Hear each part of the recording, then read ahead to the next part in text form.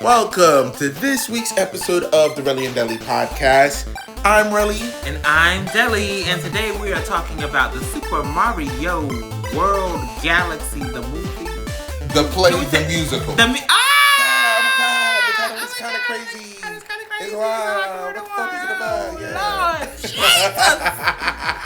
Lord, And you know, we literally were just talking about the film because I want to call it Super Mario Galaxy the movie, but it's the Super Mario Galaxy movie. That is true. And I wanted to say Super Mario World Galaxy something. Yeah, we did. We literally were just talking about this. And I think that kind of... I think it kind of messed me up. I think it kind of... You know what? This is a family film.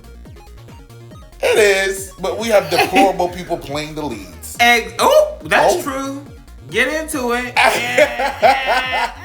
All right. But we'll rein it in. Yeah, we are going to rein it in. We're going to rein it in. We're going to rein it in. Welcome to the Rad Podcast, as it were. So yes, today we are talking about the Super Mario Galaxy movie. Yes. This movie is a very new movie, 2026 film.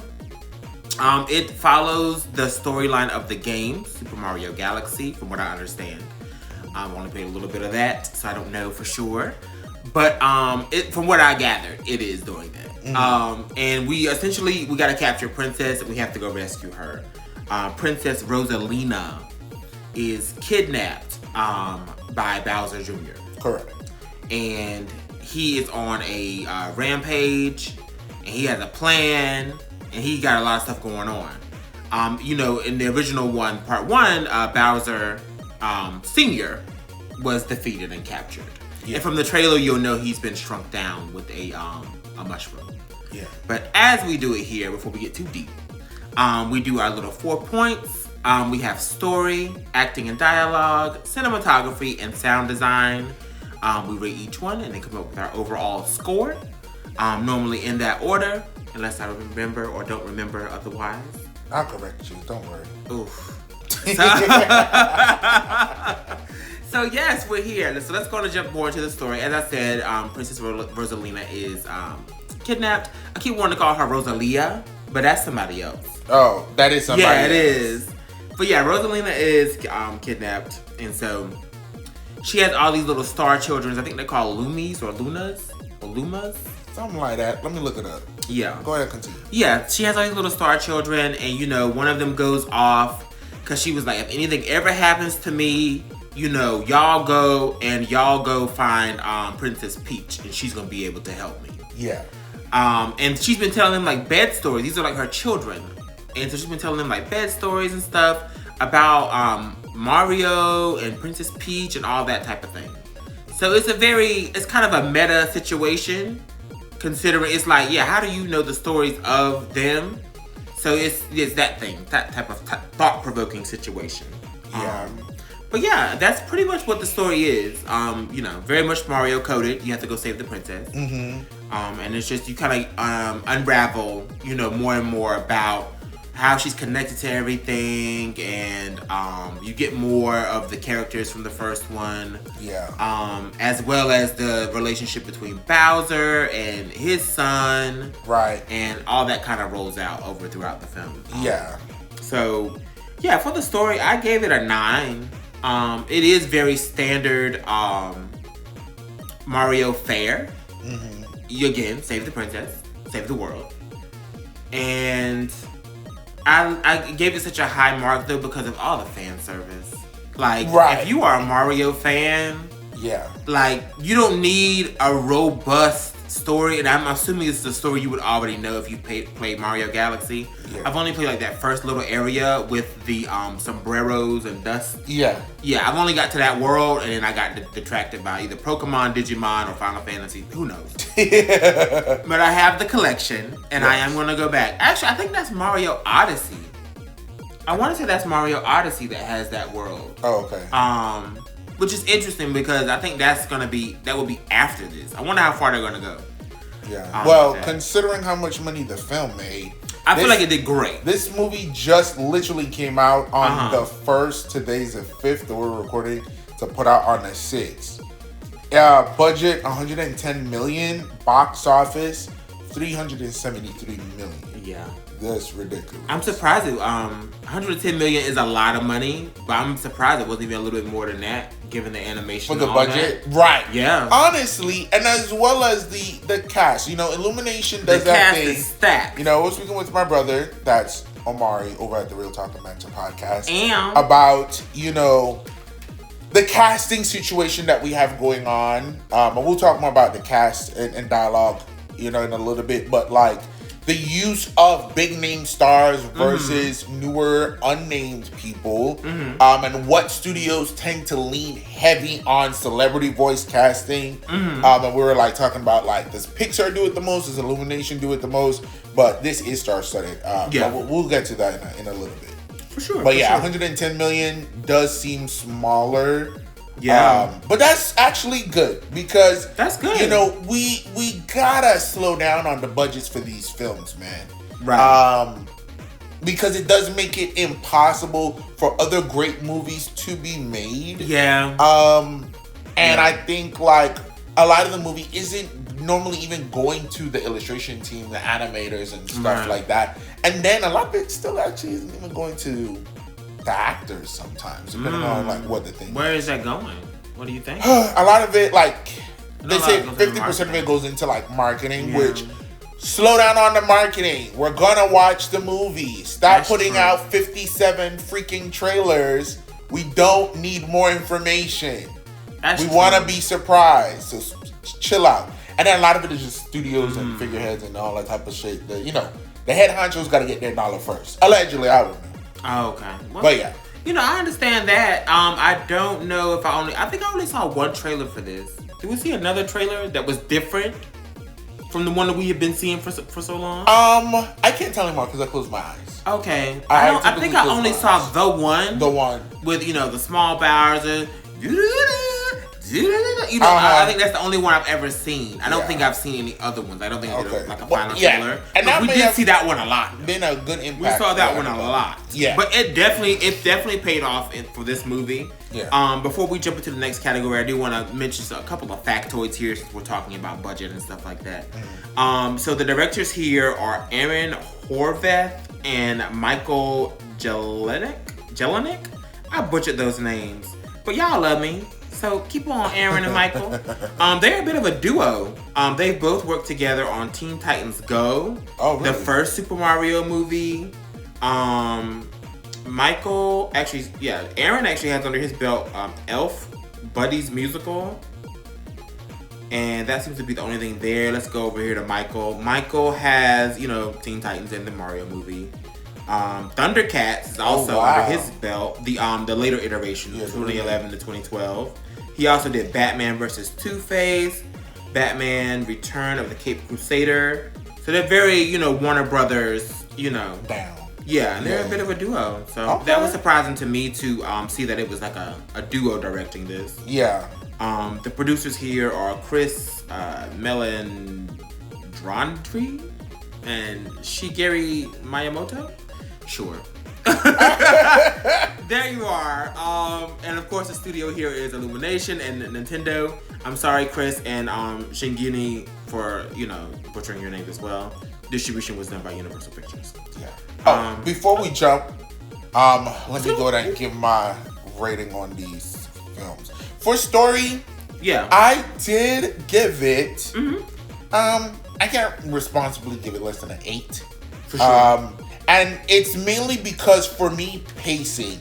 You can tell by the poster that we have like a slew of new cast. I won't really get into it. But there is somebody who was teased at the end of the last film that shows up in the beginning of this film. And the pacing to me is literal insanity. Where the film could have focused on them meeting this character and integrating them into the team over time. Yeah. They meet this character and they are in their house in less than 3 minutes, in my opinion. That's true. It's so much that Toad is like, who the heck is this? Right. And you're bringing them to like Peach's party. Yeah. And they're like, oh yeah, this is our new best friend. And they're like, girl, since when? Right. Like, anytime you have to write in the dialogue that the characters are like, slow down, girl. Yeah. You know, it definitely was giving me Tenet, where it was like, how does this work? Well, like, well, girl, the time and the machine, if we go backwards, but you can't think about it too hard. Yeah. You just cannot, because we didn't write it and we don't know. That's what it gave me. Ooh. Where Toad is like, who is this? Yeah. Like, y'all are doing this too fast. Yeah. And then they just completely went by it. And then Princess Peach makes a decision, which, you know, somebody's in distress, we gotta go and save them. And there was literally, someone is like, okay, let's sleep on this and we'll handle this in the morning. And then everybody goes to bed and immediately Peach is like, open up a portal. Right. I was very shocked at that. But I also think that says so much to her character, where she's not this, you know, she is the one you call on when you need something. And she's like, I'm not waiting till tomorrow, I'm gonna go now.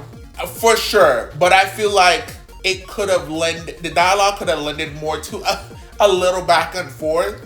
And this would be the transition into acting and dialogue that would have smoothed over that moment so that we could have gotten more of the compassion of Mario being like, hey, I want everybody back up. We're going to figure this out. You know, hey, what do you think? There was literally no conversation. Oh. He was really just like, everybody calm down. We'll fix this. And she was like, grab my parasol, grab my stilettos. We jumped. I love that. To me, the pacing wasn't bad at all. Oh. I thought, because we got to get what we got to get. Yeah. And so I wasn't really worried about the pacing. And I understand, I will give you that with that one character. Yeah. That was quick, but I love that Toad commented on it, and that made everything right for me. Yeah. But yeah, as far as her leaving in the night, I don't need y'all to go with me. This is dangerous. And they said that I need to go. I understand that, but she's gone. I don't even recall her saying that I was gonna go tonight. Or she like, didn't say it, and that's why I liked it so much, because it wasn't about that. She's like, I'm about to go. I'm about to do it. They're like, yeah, we'll talk about it tomorrow. And she's like, I don't even know if she acknowledged that. She didn't. She didn't. They said it. I think he said it, and then he left her room. Yeah, and she immediately like, I'm about to go tonight. I'm about to go tonight. Cause I'm not pulling y'all into this. I was requested to go do this. Yeah. Princess on princess action. For me, and then she left a note, but for me, she did. She was notorious for that in the game as well. Okay, yeah. Leaving a note.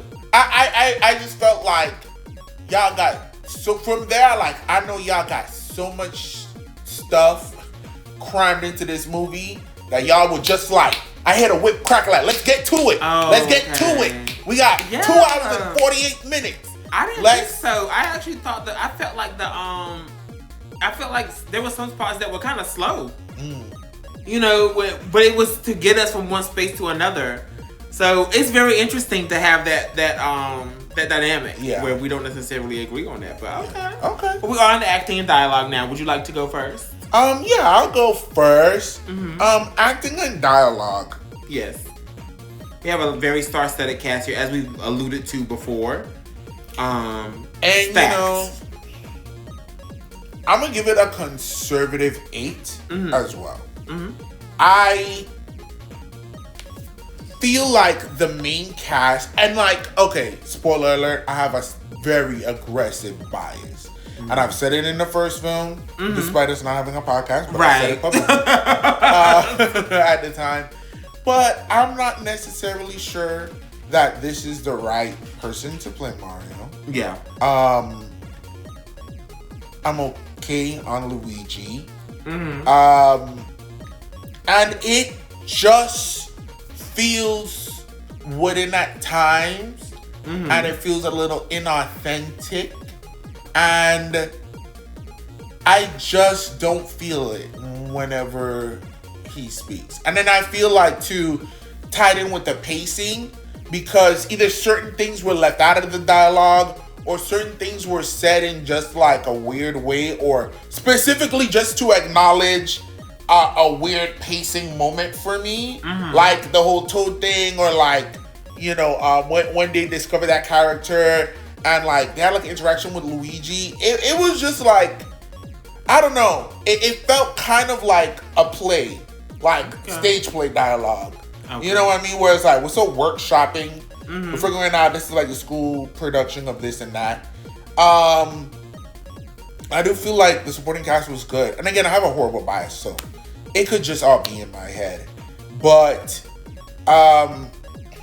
not particularly pleased. I think I've watched things where I didn't like who played the role. Raya and the Last Dragon. Everybody could tell you this channel is not a fan of Aquafina. Yeah. But she is a dragon. And I think after a while I'm able to like put aside for a little bit that that's Aquafina. And the pacing of that felt good. The dialogue and everything felt good in that one regard.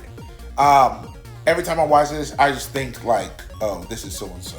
Oh, okay. For me. Yeah. But that doesn't detract from everyone else. And then, in parts, I couldn't tell who is, as very star-studded as it is, I couldn't tell who were certain characters. Right. And sometimes I enjoy that. Because then you're not detracting from the role. It's few people, like, if Wanda Sykes is in something, I need to know that's Wanda Sykes, and knowing it's Wanda Sykes is important because it's Wanda Sykes. You know what I mean? She's a comedic voice actress. She's a comedian. It lends to the thing. And when it's not super like that, this is a comedy, but it is an action story as well. Right. Not really knowing who is playing the particular role in some regards, it's good. Yeah. So, but yeah, I give it an 8. Can't give it lower than that, I don't think. But yeah. Okay. Understandable, very understandable. I gave it a 9. I feel like everybody did their thing here. I did notice that they used a lot of more of the Mario isms, like the "Let's go," like the actual game sound bites. We still have Chris Pratt as Mario.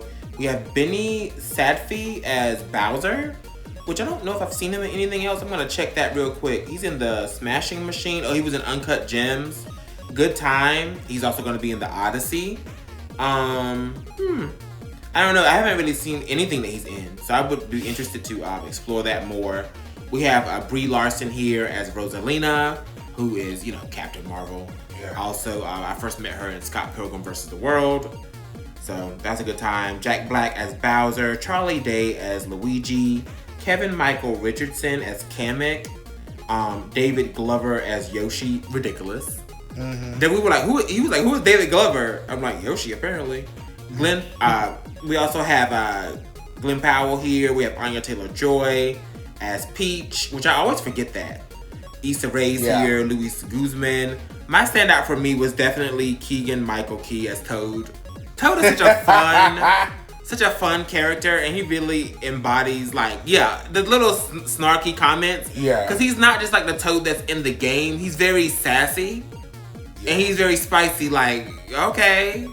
Yeah. So everybody gets their chance to shine here. Rosalina was also a really good standout for me. She immediately establishes who she is as a character. She's looking after all her little Alumas, and she's reading them stories, and she's defending her castle.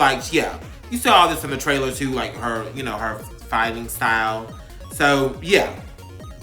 I really enjoyed the acting here. I also love Charlie Day in general. Him as Luigi is always good. Yeah. Him trying to break out of his because he's very fearful. Luigi as a character is very fearful. Yeah. Him trying to break out of that and being like, oh, I'm still the same. People never change. So yeah, the cast is stacked, and I do feel like everybody did a great job like embodying who they are. For me, I do I kind of lose who the people are. I'm not really good at identifying who people are anyway. Yeah. In general. So I kind of lose that, even, despite how we feel about some of the people on the cast. Actually, just one person in particular. Yeah. We can say it. It's Chris Pratt. We don't care for Chris Pratt here. No. He said a lot of inflammatory things. But in this case, I'm able to... it doesn't really sound like Chris Pratt, and I'm able to separate myself from that. I also am a huge Mario fan. Like, just seeing the visuals, I immediately get happy. So I forget like that's who's behind this. Yeah. But anyway, anything else for acting and dialogue before we jump? No. Completely related but unrelated. Bowser Jr. and Benny Safdie. Yeah. He is in. He's gonna be in the Odyssey film that's coming out. Yeah. As Agamemnon. Wanted to say that because I love saying Agamemnon. Oh, okay. Also, he was in Uncut Gems that you did watch. Yeah. And he's in Are you there, God? It's me, Margaret. He is in there. I did see that in his list, but I didn't even offer. Why did we watch that? Kathy Bates, Rachel McAdams. We have to watch that. Yeah. Is that a Judy Blume book? I think it's based on a Judy Blume book. Possibly. I just remember it being on a bookshelf. Yeah. As a kid. Yeah. It's hilarious. Yeah. We definitely have to take a look at that because I mean the title alone. Yeah, Judy Blume is a punchline. Yeah. But yeah, it's good to know that he's in that. Yeah. Cinematography, I mean, it's a 10. Yeah. The visuals are gorgeous. Yes. They are beautiful. From the jump, they show up to this like desert world, desert village, and they're in these ponchos, the threads, honey. You can see the threads in the ponchos. Yeah. You can see the knitting in the overalls. They have using their power-ups. The power-ups that was beautiful. That was very great. That was so cool. You know? And they put a lot of those things from the game into this in a way that elevates it. Yeah. Or makes it make sense. Yeah. Yeah. Yeah. Anyone who tells you that visuals on this film is anything less than a 10 is a liar and a hater. Yeah. And I may be a hater, but I would never lie to you. This shit was beautiful. It was gorgeous. It was stunning. I can't wait to watch it again. Some of the best animation, of course. You know what I mean? I'm gonna do a double feature once this is available. I'm gonna do a double feature of this back to back because I actually forgot that one character was teased at the end of the first one. Yeah. It's honestly so beautiful. Other things like, they're going around the town, so they use the effect of like the map from the games. That right there, them taking the different illustration styles, even at the end, straight to the end credits, Yeah. They do like some Paper Mario-esque with like the dolls and like the knit and stuff. Yeah. That like we've seen in other Mario media. Yeah. It's so beautiful. And I'm a casual Mario fan. My brother loves Mario. We grew up playing Smash. And it's like not something that's like, I don't own the games, Trenda owns the games. I didn't own the games, my brothers did. When I had a Wii, I bought Smash because, my brothers love playing it, the gang loves it, and I understand the community of the game. And I consider myself as like a casual enjoyer of Mario, but watching this, definitely made me feel like a full-on fan of it. It's so good. It's so great, it's so nostalgic. Yeah. Like, it's instant nostalgia. The detail and the care put into this film, the animation team alone deserves $100 million just for making this. Absolutely. Unmatched. Absolutely. Some of the best visuals that we've seen all year. Yeah. For sure. That part. Is again a lot of fan service here. There's a lot of Easter eggs, cameos to look out for. If you know, you know. Even like there's such little things that are just like, wow.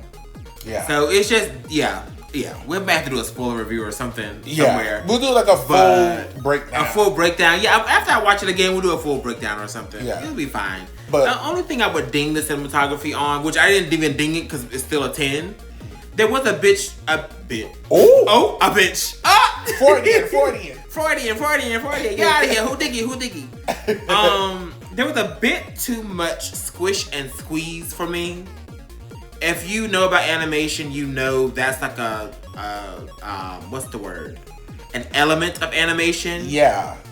There was sometimes, how you see those anime side by sides when they're like really crushed for time or something, and the characters don't even really look like themselves. Yeah, I did notice that a little bit. I know there was a scene with Peach where I was like, she was making an expression and it was like, girl, that's wild.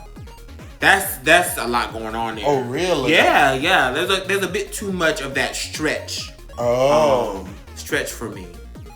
In some scenes, and it's so minute that we're trying not to do like a whole spoiler, so we're definitely going to talk about this off camera. Yeah, I don't even know what scene that was, but I'll try to run through my database. Yeah, but again, it wasn't enough to ding it any points. It was just something I noticed, like that's a little much. I understand, but yeah. But I will say though, with the cinematography, something that like helped to elevate, especially the nostalgic feeling of it, is the sound production and sound design. Absolutely. Of this film. Oh yeah, that definitely played a big part. It's so expert, right? Because in the beginning, when they go into like that first cave dungeon, for instance, and the it was so subtle. Yeah, it was literally a second or two of it, then classically done. Like with the orchestra,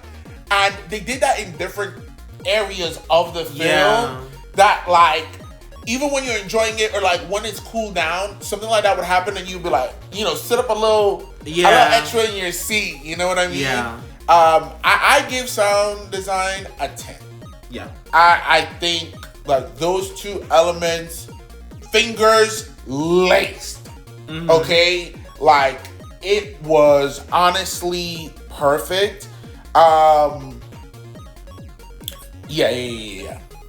What did you? I mean, the Easter eggs, the sound bites, everything continues. The fan service to the sound design. Yeah, and I gave it a 10 as well. The sound design is a huge part of this movie. The little sound bites, like I mentioned before, the Mario isms that they incorporate. There are just so many things. So many little things they do with the sound that just makes it perfect. Yeah, it's a great time. I don't think there's any. Is there any music in this? I don't think so. Like songs. I can't recall. I don't recall if there's any like actual like songs with words. Which a Mario game doesn't have that either.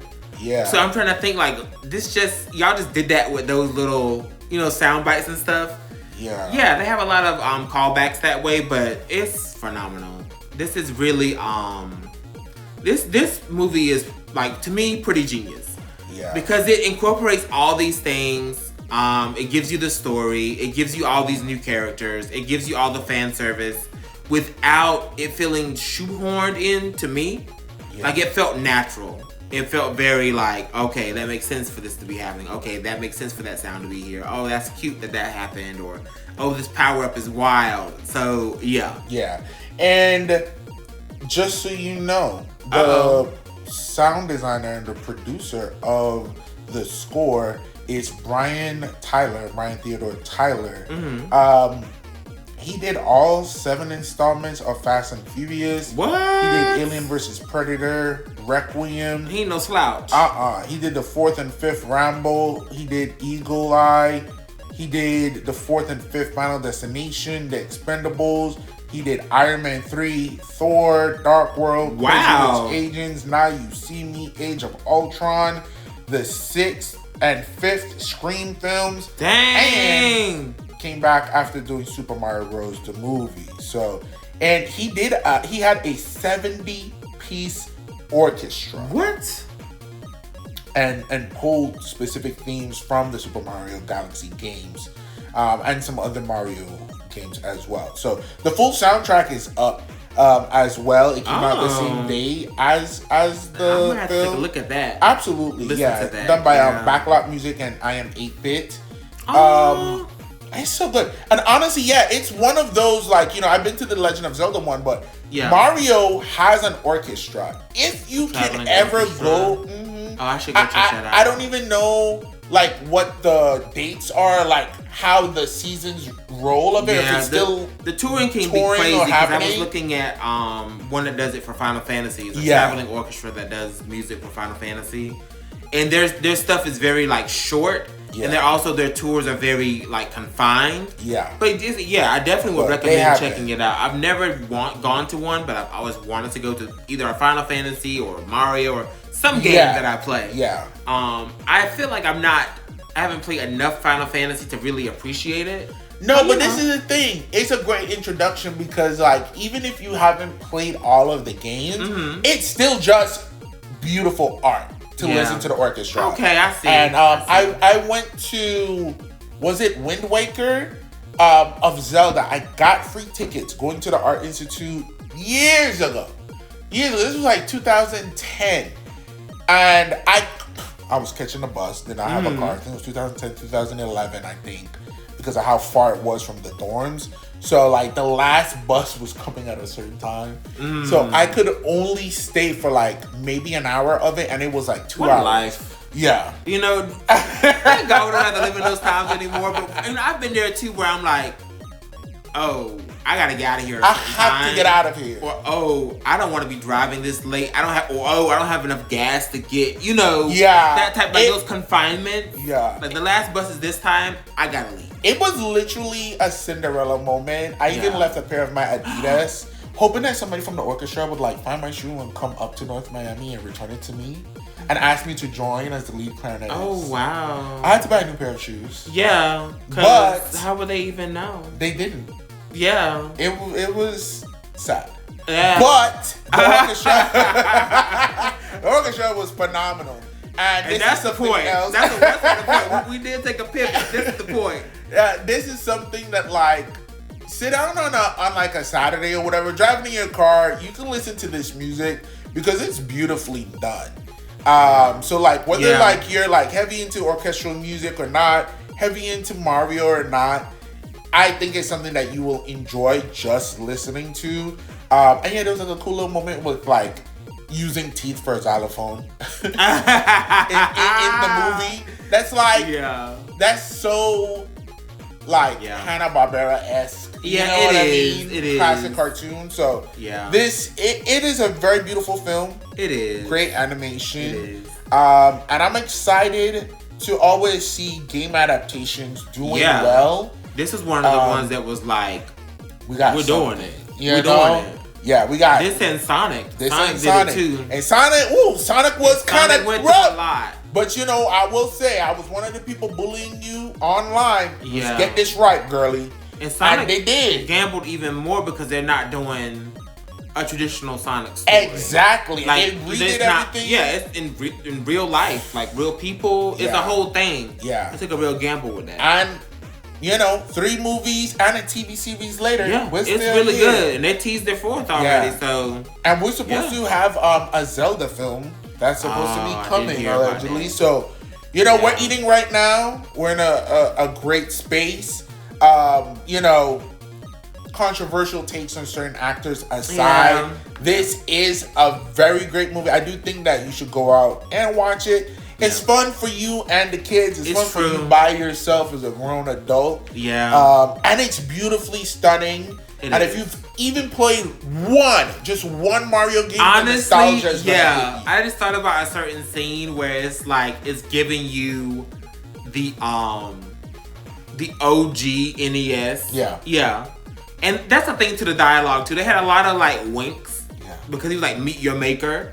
Mario Maker. You know, I was like, all right. Yes. But yeah, it's a good time. It's a very fun time. I definitely recommend. I definitely want to play some Mario. I wanted to play some Mario after watching it.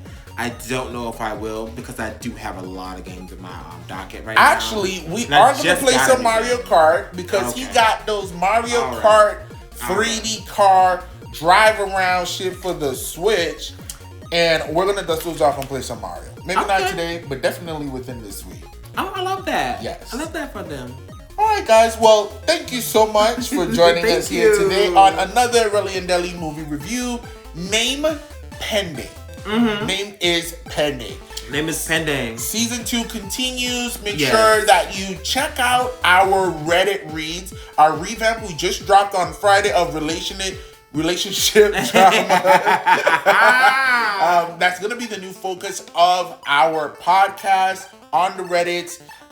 We have, again, some collaborations coming with the Real Talk and Banter for Mother's Day in May. That is true. So get ready for those 2 episodes that are going to be dropping on separate days. And then another Reddit is coming this Friday. Thank you so much for the love and support. Thank you. We're at 41, pushing for 50 subscribers. And get ready for videos to be coming in season 3 in July. Love you. Love you. Thank you. Bye.